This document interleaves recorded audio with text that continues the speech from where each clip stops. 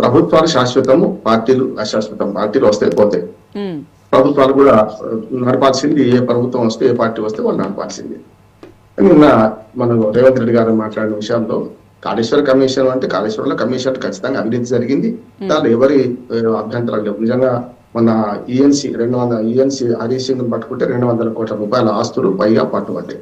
అధికారిని పట్టుబట్టిన ఇంత జరిగినప్పుడు కాళేశ్వరంలో కమిషన్ లేవని, కాళేశ్వరంలో అవినీతి లేదని ఎవరు అన్నారు. కానీ కాళేశ్వరం ప్రాజెక్టు మొత్తం కుక్కను చంపాలంటే పిచ్చి కుక్కను ముద్ర వేసి కాళేశ్వరం ప్రాజెక్టు మొత్తం పనికి రానిదే అనే భావన సరైనది కాదంటున్నారు. వాళ్ళ గంధమాల కూడా మరి గంధమాల ఈ శంకుస్థాపన చేశారు కదా, దానికి నీటి సోర్స్ ఎక్కడి నుంచి? అదే కదా. ఎందుకంటే 2 పిల్లలు ఉన్నాయా, లేకుండా 3 డ్యాములు పాడైనాయా? ఇవి కాదు, అవి కాకుండా చాలా ఉన్నాయి. కాళేశ్వరం ప్రాజెక్టు చాలా పెద్దది. ఒక మనిషికి శరీరంలో ఎన్ని నాళాలు ఉంటాయి అట్లా ఆ రకంగా.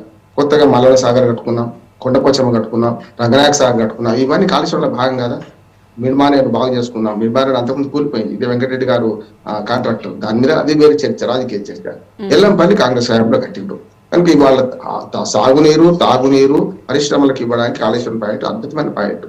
కానీ దాని లోపాలు జరిగినాయి, అది కుంగిపోయింది. బ్యారేజ్ కి ఎక్కువ, డ్యామ్ కు తక్కువ. కనుక ఆ 3 ప్రాజెక్టులు ఏవైతే 3 బ్యారేజ్లు ఉన్నాయో ఆ బ్యారేజ్ 3 కూడా ఆల్మోస్ట్ ఆల్ కుంగిపోయింది. మిగతా 2 కూడా ఇవాళ పనికి రాకుండా అవుతాయని భయం ఉంది కనుక నింపడం లేదు నీళ్లు. కనుక దీన్ని కాళేశ్వరం ప్రాజెక్టును ఎన్డీఎస్ఏ రిపోర్ట్ వచ్చింది, దాని ప్రకారం బాగు చేసుకోవచ్చు కదా.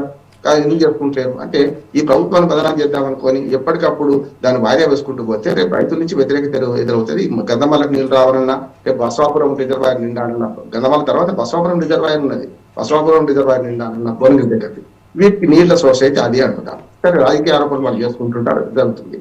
ఇంతకుముందు మీరు ఇప్పుడు చూశాను, ఇద్దరు వారిని విన్నారు, 55,000 ఉద్యోగాల గురించి. అవును, కరెక్టే. నా ఉద్దేశం ఏంటంటే మేనిఫెస్టోలో కాంగ్రెస్ పార్టీ పేర్కొన్నది ఏంటంటే ప్రతి సంవత్సరం 2 లక్షల ఉద్యోగాలు ఇస్తాను. సరే, 2 లక్షల ఉద్యోగాలు విడిచి చెప్పకపోయినా ప్రైవేట్ ఉద్యోగాలు కూడా కలుపుకోవాలి. శరణ్ కౌశిక్ గారితో నేర్పిస్తున్నాను. ఎందుకంటే ఉద్యోగం అంటే ప్రభుత్వ ఉద్యోగం కాదు, పరిశ్రమలు రావడం ద్వారా కానీ, ఇతరత్ర ఏమన్నా సేవా రంగంలో అమెజాన్ లాంటిది రావడం వల్ల కానీ ఉద్యోగాలు కల్పన కావాలి. కానీ మొన్న 57,000 ఉద్యోగాలలో సగం 45,000 వరకు మేము నోటిఫికేషన్లు ఇచ్చాము. మేము ఇచ్చిన నోటిఫికేషన్ల ద్వారా పరీక్షలు నిర్వహించాము. ఆ తర్వాత అపాయింట్మెంట్ లెటర్లకు వచ్చి ఆగినాము అని బీఆర్ఎస్ అంటుంది. కరెక్టే. కానీ ఎందుకు ఆగారు? రాజకీయ ప్రయోజనం కోసం మళ్ళీ అధికారంలోకి వచ్చినాక ఇద్దాం అనుకుంటున్నారు.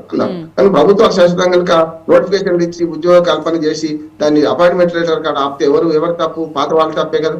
వాళ్ళు ఇస్తున్నారు, వీళ్ళు ఇచ్చారు. ఇప్పుడు నేనేమంటున్నానంటే ఇద్దరు కూడా మధ్య, నేను ఒక మధ్యవర్తిగా ఒక ప్రజల నుంచి నేను అడుగుతున్నా ఏంటంటే, అయ్యా మీరు పాత ఉద్యోగాలు అయిపోయింది, 57,000 ఉద్యోగాలు ఇచ్చారు. ఈ కొత్తగా 18 నెలలు అయిపోయింది కదా, 1.5 year అయిపోయింది. ఆ 2 లక్షలు ప్లస్ 1 లక్ష 3 లక్షల ఉద్యోగాలు రావాలి కదా.